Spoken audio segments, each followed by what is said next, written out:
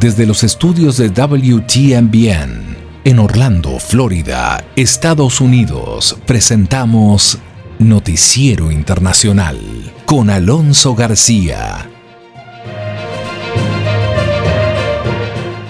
Cordial saludo y gracias por permitirme acompañarle hoy, 6 de septiembre del 2021, Labor Day en Estados Unidos, primer lunes del mes número 9 de este año 2021. Estos son los titulares de la presente edición. Estados Unidos, presidente Biden ordena revisar desclasificación de documentos relacionados con ataques del 11 de septiembre. Condiciones climáticas extremas son ahora la nueva normalidad, señala de Blasio. En Texas, Estados Unidos, los texanos ya pueden portar armas sin permiso ni entrenamiento. Aumentan nuevos contagios por COVID entre niños estadounidenses y los ancianos influencers son la nueva tendencia en las redes sociales. La vacunación entre la ética y la seguridad global. Uruguay abre sus fronteras. OEPS señala esfuerzos desmedidos para lograr vacunación en Latinoamérica. No más retornados en la frontera guatemalteca de El Saibo. Oposición nicaragüense en el exilio, dividida y sin un plan para enfrentar a Daniel Ortega. Las organizaciones de Estados Unidos ayudan a refugiados afganos a comenzar una nueva vida y en Nicaragua se acusa a médicos independientes de terrorismo pandémico. Todo esto acá en Noticiero Internacional. Estamos presentando Noticiero Internacional. Un recorrido por los acontecimientos que son noticia en Estados Unidos, América Latina y el mundo. Este es el momento indicado para quedar bien informado. Vamos a los hechos.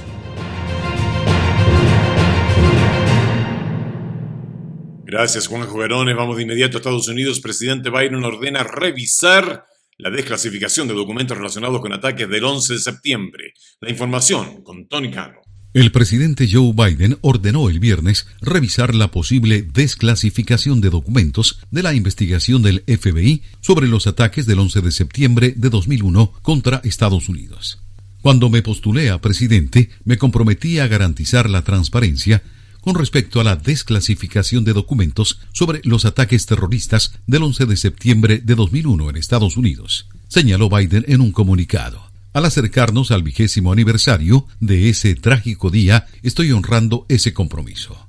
Biden dijo que un decreto instruye al Departamento de Justicia y otras agencias a supervisar una desclasificación de documentos relacionados con la investigación del FBI. Así lo señala Reuters. La orden requiere que el fiscal general Merrick Garland haga públicos los documentos desclasificados durante los próximos 6 meses, destacó el mandatario.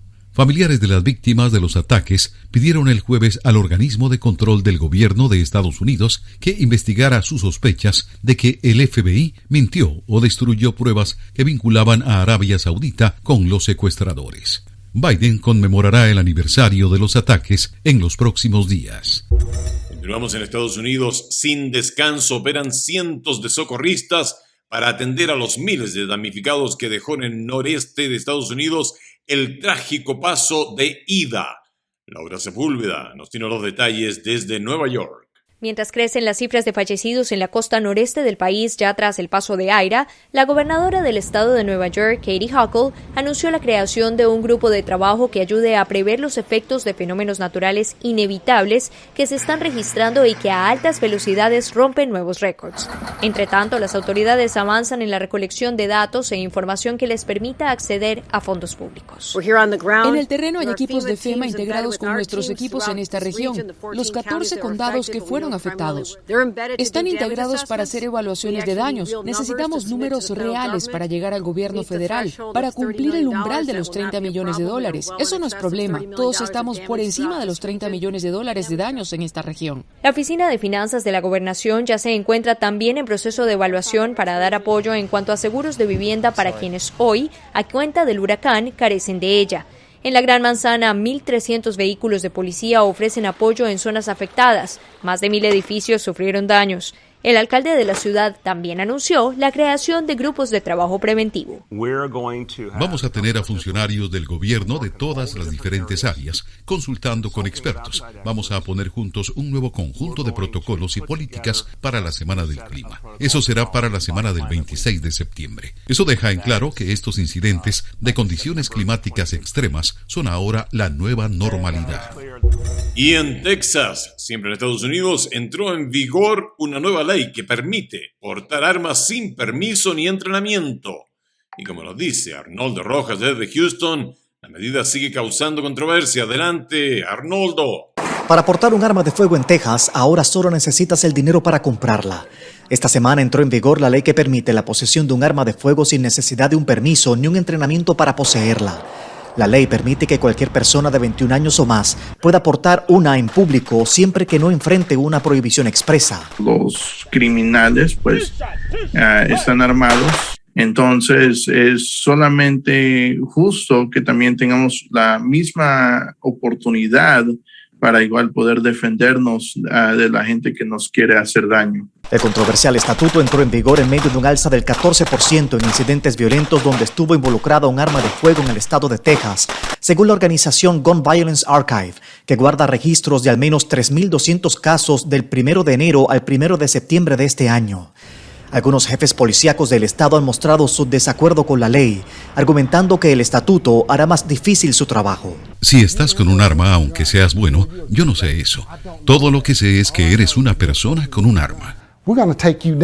Texas es uno de varios estados conservadores donde se ha legislado recientemente para flexibilizar el porte de armas. Por lo pronto, en Texas, el tema continúa causando división entre sus residentes. Cuando los delincuentes tienen un arma, ¿tienen licencia? No, no la tienen. Entonces, ¿por qué deberíamos tener licencia? ¿Le gustaría ir a un restaurante y sentarse donde la gente tiene armas por todas partes? ¿Cómo se puede saber quién es el criminal y quién es la policía? En Estados Unidos, los contagios de niños por coronavirus se mantienen en alza continua. José Penalete nos dice que durante las últimas 3 semanas, más de 500,000 menores de edad resultaron positivos. El reporte de la Academia Estadounidense de Pediatría arroja cifras preocupantes para los expertos en salud pública. A lo largo de toda la nación, más de 500,000 niños menores de 11 años de edad han resultado contagiados por el coronavirus. Los Centros para el Control y Prevención de Enfermedades aclararon que la mayor cantidad de casos no equivale a una mayor gravedad de la enfermedad. La rápida propagación de los casos de la variante Delta en niños y adolescentes menores de 17 años aumentó casi 10 veces, lo que se alinea con el aumento observado para la población en general. La investigación sugiere que los bajos niveles de vacunación de la población general inciden en la vulnerabilidad de comunidades específicas, sobre todo en niños que aún no pueden recibir la vacuna o en aquellos que acuden a clases en las escuelas. Se descubrió que la tasa de hospitalización entre los adolescentes no vacunados, los de 12 a 17 años, fue casi 10 veces mayor que entre los adolescentes completamente vacunados durante el mes de julio. La tasa de hospitalización de niños era casi 4 veces mayor en los estados con la cobertura de vacunación general más baja en comparación con los estados con una cobertura de vacunación general alta. Por otra parte, el principal asesor del equipo de respuesta contra el coronavirus de la Casa Blanca, Anthony Fauci, ha dicho que es probable que sea necesaria una tercera dosis de inmunización para considerar a una persona completamente vacunada. Pasamos ahora a una nota completamente diferente. Fíjese usted que los adultos mayores son cada vez más populares en las redes sociales, desde chefs hasta físico-culturistas mayores de 70 años. Los nuevos influenciadores están rompiendo los mitos de lo que se puede o no hacer según la edad. Gustavo Ocando nos trae esta simpática nota. Joan McDonald pisó un gimnasio por primera vez a sus 71 años, luego de numerosas enfermedades que amenazaban su salud. Hoy, 4 años después, tiene el aspecto de una fisiculturista, cuenta con 1,4 millones de seguidores en Instagram y representa a varias marcas deportivas. Y si tienes la habilidad, ¿por qué no te ejercitas? Y llegas a hacer lo mejor que puedes. Así es como me siento. No importa cuál sea tu edad. En TikTok, los Old Gays tienen 2,2 millones de seguidores y deleitan a los fanáticos con sus respuestas totalmente despistadas. No recoges cosas y las arrojas por encima del hombro. Según datos de la agencia AARP, debido a la pandemia del coronavirus, los adultos mayores están más conectados con la tecnología para estar cerca a sus familiares y amigos. El 37% de las personas de 70 años o más usaron diariamente sus redes durante el 2019, expandiendo sus horizontes. Cuando comencé a leer los comentarios me sentí útil y viva y vi que tenía algo para dar cuando comencé a compartir mis recetas y esas cosas. Los influenciadores mayores están convirtiendo sus plataformas digitales en oro y además están destruyendo mitos sobre lo que es posible en la sexta, séptima y hasta octava década de la vida. Volvemos a las noticias que no son tan agradables de compartir, pero es lo que sucede en el mundo. La Organización Mundial de la Salud ha intensificado su solicitud de postergar el segundo refuerzo de las vacunas contra el COVID-19 para concentrarse en quienes no han recibido la primera dosis. Alonso Castillo conversó con médicos preocupados por el riesgo que la insuficiencia de vacunas representa para la comunidad global. Detener la propagación del COVID-19 debe ser la misión global, por lo que la Organización Mundial de la Salud ha enfatizado en la necesidad de priorizar la vacunación en los países donde las tasas son bajas. Le dijo a La Voz de América el doctor Jarbas Barbosa, subdirector de la Organización Panamericana de la Salud. Veo esto no solo como un problema moral, sino también como un problema de salud pública. Hay muchas personas que no han recibido ninguna vacuna o quienes recibieron la primera y la segunda nunca llegó. Las vacunas son lo que necesitamos para controlar la transmisión. Estados Unidos, a la fecha, ha donado, según los datos del Departamento de Estado, más de 127 millones de vacunas a 88 países. China ha entregado 770 millones de dosis y la Unión Europea 62 millones. Para la doctora Jennifer Needle, profesora de bioética en la Universidad de Minnesota, los países ricos tienen una responsabilidad global. Desde un punto de vista ético, deberíamos considerar ofrecer la oportunidad de vacunación a aquellos que no la han recibido antes de dar una tercera dosis a los estadounidenses que ya han recibido una serie completa. La Organización Panamericana de la Salud informó que se necesitan 540 millones de vacunas para asegurar que todos los países de las Américas puedan cubrir al menos con el 60% de la población. COVAX, el programa respaldado por la Organización de las Naciones Unidas, tiene como objetivo distribuir más de 2.000 millones de dosis para principios del 2022. A la fecha, se han enviado alrededor de 196 millones de dosis. Es importante resaltar el hecho de que los gobiernos y quienes están en posiciones de poder piensen en la vulnerabilidad del mundo en general. Nos vamos a Uruguay. Abrió sus fronteras a extranjeros que tengan propiedades en el país como primer paso para una apertura más amplia. Desde Montevideo, Leonardo Lucy nos informa. Luego de haber vacunado a más del 70% de la población con 2 dosis contra el COVID-19 y haber empezado a dar una tercera dosis de refuerzo con Pfizer, el gobierno de Uruguay decidió abrir las fronteras por etapas a turistas de otros países. Actualmente se permite el ingreso a Uruguay de extranjeros con propiedades en este país que deberán tener las 2 dosis y test PCR negativo, explicó el subsecretario de Turismo, Remo Monseglio. Que no son turistas convencionales, porque gente que invirtió para venir a tener una vivienda acá y obviamente los estamos privilegiando para que entren primero. Previo a ingresar al país, los turistas deberán registrarse por internet y en el primer día de apertura de fronteras, según datos de la Dirección de Migraciones, se inscribieron unos 700 argentinos para ingresar a territorio uruguayo. Si vienen familias con menores de 18 años, en ese caso todo el grupo familiar deberá hacer una cuarentena de una semana. A partir de noviembre, podrán ingresar todos los extranjeros que lo deseen siempre que estén vacunados. Mientras tanto, las autoridades analizan la posibilidad de ofrecer vacunas a los turistas que lleguen a Uruguay, según lo confirmó el viceministro Monseglio. Sí, no lo descarto yo, no lo descarta el ministro de Salud Pública y no lo descarta el presidente. Por otro lado, el gobierno discute permitir que los turistas extranjeros puedan comprar marihuana en forma legal en Uruguay, aunque esa disposición no estará vigente para la próxima temporada de verano. América Latina y el Caribe sufren la escasez de vacunas contra el COVID-19 y la Organización Panamericana de la Salud emprendió acciones para lograr más suministros. La información con Judith Martín. La Organización Panamericana de la Salud acelera sus esfuerzos para incrementar el abastecimiento de vacunas contra el COVID-19 en América Latina y el Caribe a través de diversos canales como las donaciones, la compra a través de su fondo rotatorio y la propia producción de antídotos en la región. Tal y como advirtió la directora de la organización, la doctora Carissa Etienne, la tasa de vacunación en la región es alarmante y advirtió que la gran mayoría, el 75% de la población, todavía no ha sido completamente inmunizada. 3/4 de las personas en América Latina y el Caribe no han recibido la vacunación completa y para muchos las vacunas aún están a meses de llegar. La doctora Etienne destacó que algunos países enfrentan una insostenible situación para acceder a las vacunas contra el COVID-19. Las demoras de producción, prohibiciones a las exportaciones y también suministros vacunales limitados implican que muchos países aún estén aguardando las dosis que ya llevan esperando durante meses. Más de un tercio de los países en nuestra región aún deben vacunar al 20% de sus poblaciones y en algunos lugares la cobertura es muy inferior a ello.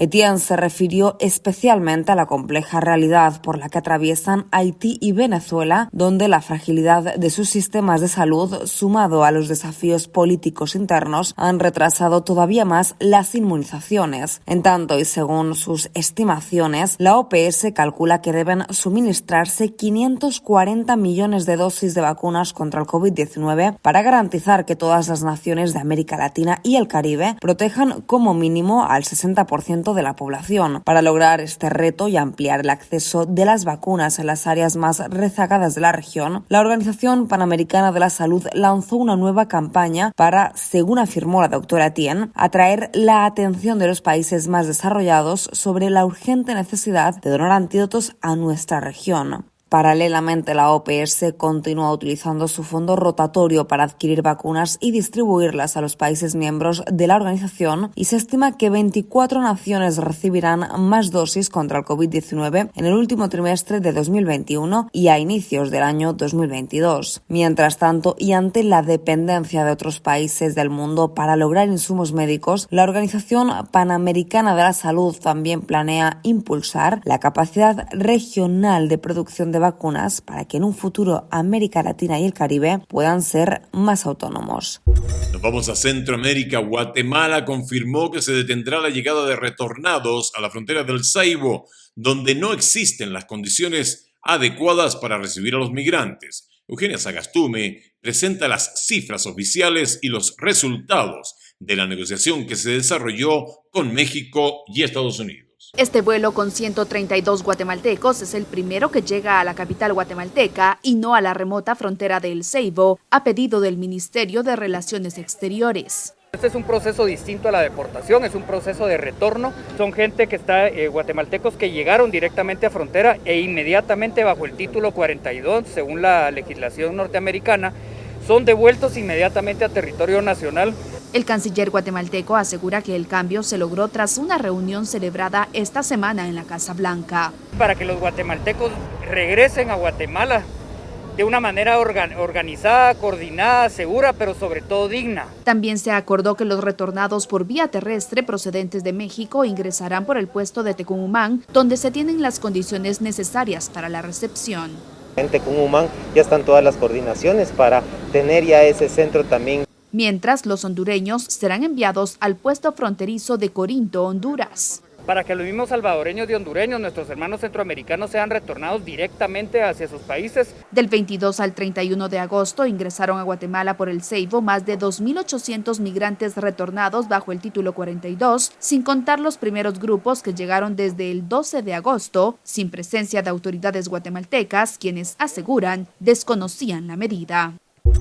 Pasamos a Nicaragua y esto es horrible, simplemente. Es decir, como cuando se es oposición, se está trabajando contra una dictadura, la oposición no se logra poner de acuerdo. ¿No te deja ver esto intereses personales? ¿Por qué comento esto? Fíjese usted que la siguiente nota nos habla que desde el exilio los dos grandes bloques de la oposición de Nicaragua, la Coalición Nacional y Ciudadanos por la Libertad no han logrado la unidad para representar a los nicaragüenses que se oponen al gobierno del presidente Daniel Ortega. ¡Por favor! Ambas agrupaciones se acusan mutuamente de ser responsables de la deriva Bueno, vamos con la nota porque esto sí que roza lo ridículo y a uno, en lo personal, a mí me saca de casilla. Vamos con la nota, por favor. Vamos con el audio, director. En Costa Rica, la mayoría de activistas de la opositora Coalición Nacional responsabilizan al partido Ciudadanos por la Libertad y a su presidenta Kitty Monterrey de ser los culpables de la falta de unidad de la oposición. Nosotros nos preguntamos dónde está Kitty aquí porque queremos hacerle estas preguntas, que por qué no cerraron las puertas, que por qué no se logró la unificación. Sobrepasó los límites de poner sus intereses personales tras la sangre de los muertos. Durante los últimos 3 años de conflicto sociopolítico, los dos bloques, Coalición Nacional y Ciudadanos por la Libertad, no pudieron entenderse. La presidenta de Ciudadanos por la Libertad desde el exilio en Costa Rica sostiene que la coalición siempre estuvo destinada al fracaso. No es que no quisimos unidad, es que preferimos no meternos en un problema que al final tuvimos la razón, se desbarató. Sin embargo, la juventud de la Coalición Nacional aún tiene esperanzas de lograr consenso para lograr varios objetivos. Un solo bloque opositor que demanda la liberación de las y los presos políticos, que exija no solamente nuevas elecciones, sino también que demande que no haya justicia ni impunidad para Nicaragua. En tanto, el oficialista Frente Sandinista anuncia su victoria el 7 de noviembre, la cual garantizará su permanencia en el poder por 5 años más, para un total de 20 años consecutivos. Que ni para luchar en contra de un dictador se pongan de acuerdo. Perdónenme, damas y caballeros, son una vergüenza. Coalición Nacional, Ciudadanos por la Libertad, de verdad que dan pena, dan pena. Vamos a otro ámbito de la noticia. Organizaciones de Estados Unidos ayudan a refugiados afganos a comenzar una nueva vida. A medida que llegan refugiados afganos a los Estados Unidos, comienza otra odisea, su integración en el país. Hay varias agencias que ayudan a coordinar su reasentamiento y empezar una nueva vida en un país ajeno. La información con Verónica Villafañe. Miles de refugiados afganos que huyeron de Afganistán sin nada están llegando a los Estados Unidos. Para ellos, comenzar de cero no es fácil, pero varias organizaciones se están dedicando a ayudarlos. La intención es empoderarlos y hacerlos que sean autosuficientes. Jonathan Fain Proaño es gerente de integración en Los Ángeles del International Rescue Committee, IRC, que realiza trabajo humanitario en Afganistán desde 1988. Es una de 9 organizaciones que está coordinando el reasentamiento de refugiados en el país. Les ayudamos a establecerse en su comunidad, a abrir una cuenta bancaria, a poner a los niños en la escuela, ayudar a los padres a encontrar su primer trabajo, ayudarles a encontrar su primera vivienda y en general ayudarles a navegar lo que es su nuevo hogar. Fain Proaño dice que para los refugiados las primeras 24 horas en el país son intensas. Tienen que aprender mucho en poco tiempo. Cuáles son las regulaciones, cuáles son las expectativas que se tiene de un refugiado y qué cosas tienen que hacer ellos para ir poco a poco construyendo su vida acá. El IRC atiende las necesidades inmediatas de los refugiados durante 90 días, pero su ayuda continúa al menos 5 años más hasta que se hacen ciudadanos estadounidenses. Un refugiado no sale de un país porque quiere salir de su país. Un refugiado sale porque tiene que salir por una necesidad de seguridad, de sentirse seguros, de sentirse que pueden vivir una vida en seguridad y crecer su familia. Y volvemos a Nicaragua. El gobierno de Nicaragua, nos duela, nos guste, no nos guste, ese gobierno sí se mantiene unido. Increíble que la oposición tirándose barro uno contra el otro sin ponerse de acuerdo. Niños, dejen los intereses personales y hagan algo. Porque fíjese usted que el gobierno de Nicaragua está acusando ahora a médicos independientes y organismos de salud a promover lo que llaman el terrorismo pandémico en medio de un rebrote de casos de COVID-19.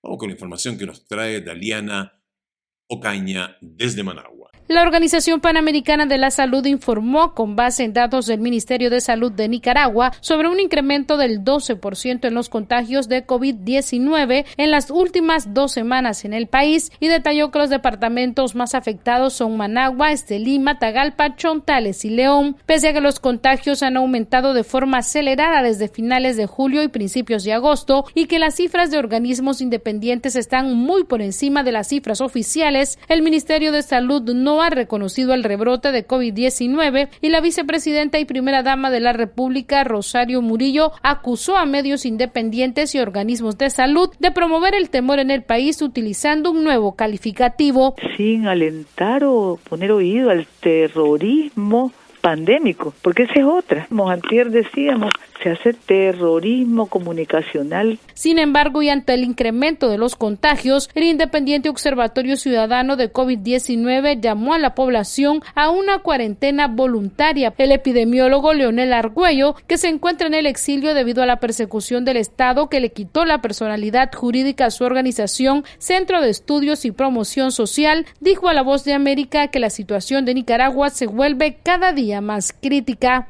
Nosotros estamos peor que el año pasado, ¿verdad? Y no es asunto de alarmar a la gente, es más bien para decirle hay que cuidarse porque esto es en serio. Estamos enfrentando una epidemia que tiene la mayor agresividad. Según la Universidad de Oxford, Nicaragua es el segundo país de América con la vacunación más baja, solo superado por Haití.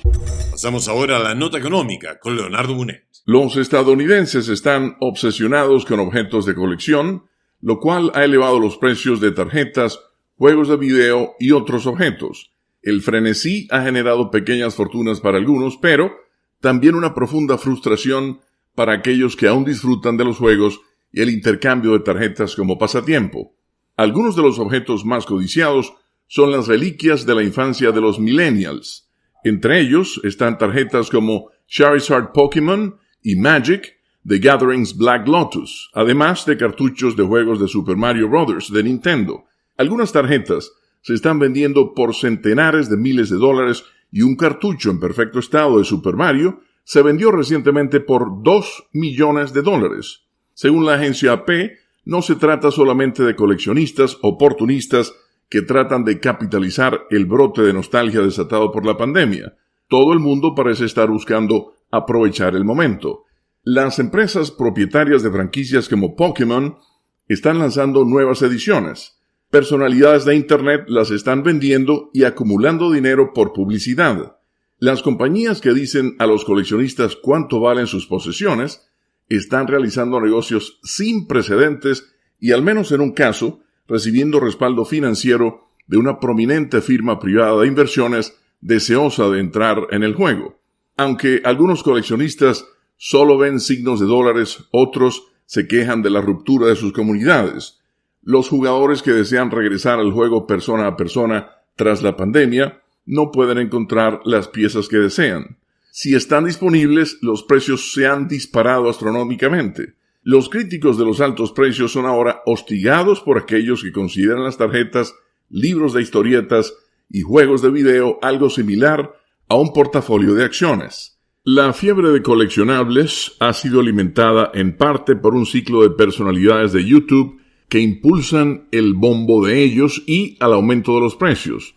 Eso puede generar grandes ingresos, ya que los ejecutivos de publicidad notan el frenesí entre los seguidores de las personalidades. El viernes, el ex cardenal católico Theodore McCarrick se declaró no culpable de cargos de haber abusado sexualmente de un menor de edad en 1974. McCarrick, ex arzobispo de Washington, D.C., presentó su declaración de no culpabilidad en un tribunal del estado de Massachusetts. En julio pasado, la autoridad estadounidense de más alto rango en ser procesada en un caso de abuso sexual fue acusada de 3 cargos de agresión indecente. Cada cargo conlleva hasta 5 años de prisión y el requisito de registrarse como delincuente sexual.